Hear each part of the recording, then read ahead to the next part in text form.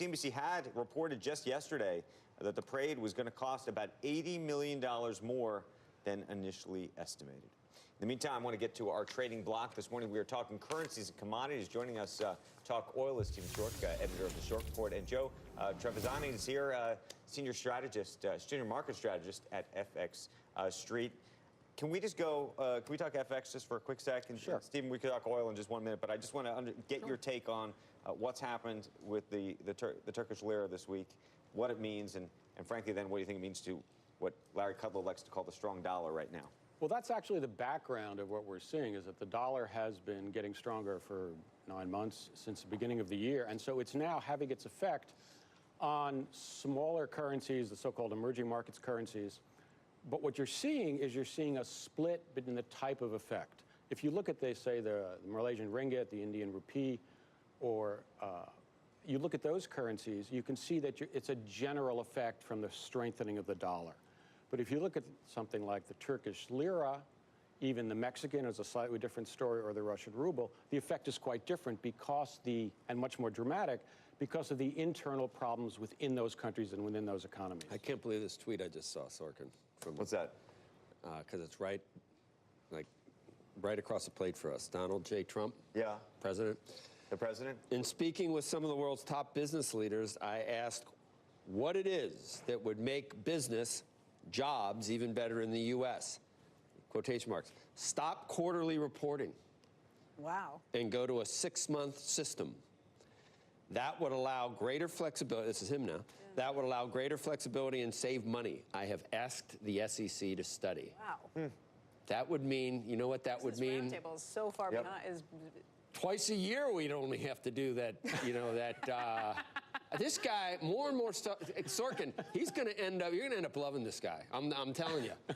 So I very much support this idea. Well, no. Business Roundtable is pushing this. First of all, but Business Roundtable has been pushing no guidance or pushing it way back, pushing but the overall strategy way. of long-term thinking rather than short-term. Right.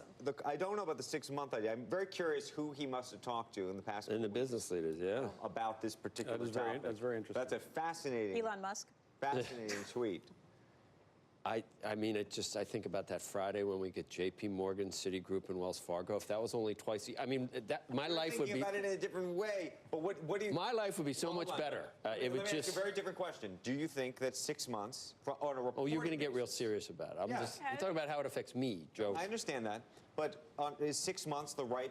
No, I don't know. That is a good question. I don't, if you will. No, they're really about the reporting. There's people on the guidance issue. There's people on both sides. Well, you remember, I mean, a long time ago, back in the 80s, the late 80s, when I know everybody goes back that far, when the Japanese economy was beating everybody in the world, one of the things that was always said was the Japanese firms could plan for the long term. Right. They weren't focused. How'd that work out? Not very well. As far as Japan goes. It's been 20 years. They don't even own Pebble Beach anymore. Absolutely true, but it was always one of the focuses. Walmart. I mean, that was. No, I know. I'm just talking about it. I don't. We don't want to emulate. It's a question of the efficient market theory. There was a time when we thought, is the market efficient, and does the market have provide a corrective and a balance to executives? More transparent. I mean, there's an offset between transparency for investors and for long-term objectives for CEOs. And by the way, I think it's different on a company-by-company basis, because I can throw up companies on either side of this argument that would say you need to have it every 3 months or you need to have it every 6 months. And it really depends on where they are in their own cycle. Right. Where the economy. Look, this goes to the whole Elon Musk story, as you said. He thinks right now he needs to be he would prefer to be a private company. He doesn't want to have to deal with these. You know, I think it would actually benefit long-term planning. I don't see how it could not have a positive effect if you take that immediate focus, because in order to produce short-term profits, you have to 100%. Do slightly different things with your products, with your product line, with all of your usage of cash. If there's anything that's going wrong, the wheels are falling off the bus, there's a bad management team, like that covers up any of those problems and doesn't expose them for a much longer time. And there's always a tendency to look towards that. What can we do to improve the next report? Yeah. 6 months, not bad. I have to say, my initial gut reaction is I like the idea a lot. Wow. How do you feel about that, Joe? I think that's a monument. This is a red-letter day. It's something Trump said you have not immediately thrown up. Mark it down. Yeah, that's awesome. What is it? Stephen Schork, you have a view on this? On the report, absolutely. We're looking at someone that, to the point that you don't make long-term investments. You're always worried about making the short-term gain. And we saw this in the industry a couple of years ago when Wall Street activist investors stood in looking at the quarterly reports and forced companies, refiners, Hess to be one of them, to get out of one of their businesses, the refining industry, because that was thought to be a dinosaur of an industry.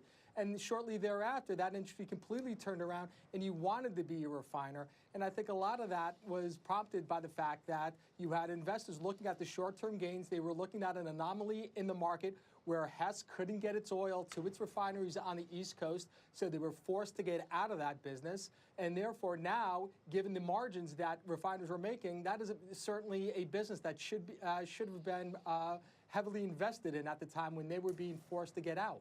Right. One of the points that the president makes in his tweet is the cost savings that would be involved. Yeah.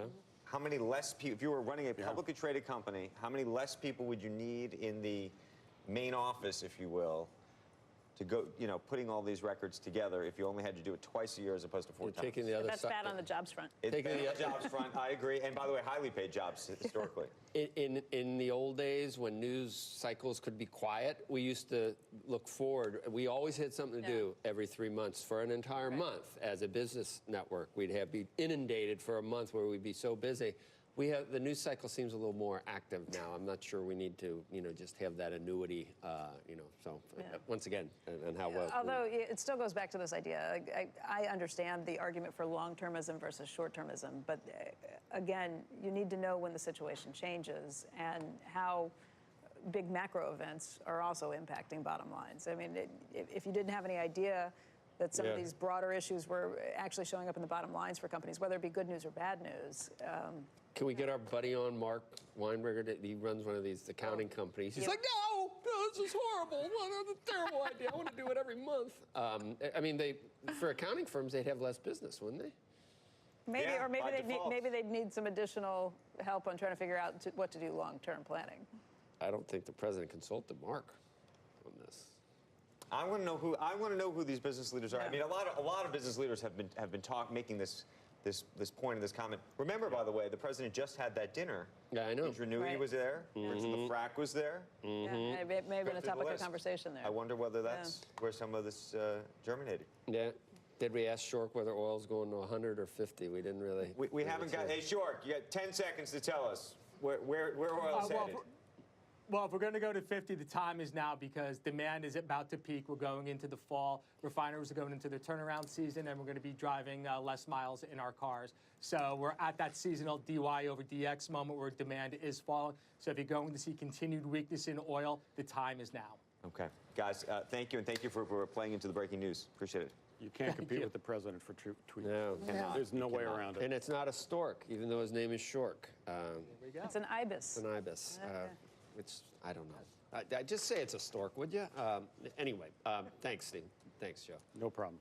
Coming up, skip the plastic straw. I got a paper one here. I don't know if I like it, Andrew. We're going to have a guy on. He can talk me into it about this. Is it soggy? Yeah, but you know what? This is probably an unfair test. It's been in here for an hour and 40 minutes. Okay. Well, there's a movement sweeping a nation this summer. Is paper a good alternative? We're going to ask the CEO of a company that just bought the only U.S.-based paper straw producer. Stay tuned. You're watching Squawk Box on CNBC.